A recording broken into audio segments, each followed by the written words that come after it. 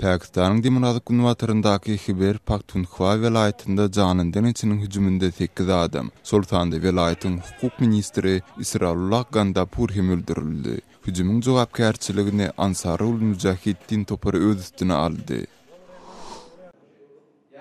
Täjikistanyň deputatlary Awganistandan çykaryljak Britaniýanyň isgerleriniň we isbaplarynyň ýurdun üstünden geçmegine ygtyýar berýän ylalasyga gol goýdular. Britaniýa resmileri bu transit ylalasygynyň çäklerinde duşenbe käbir harby himayaty etjekdigini ma'lum etdi.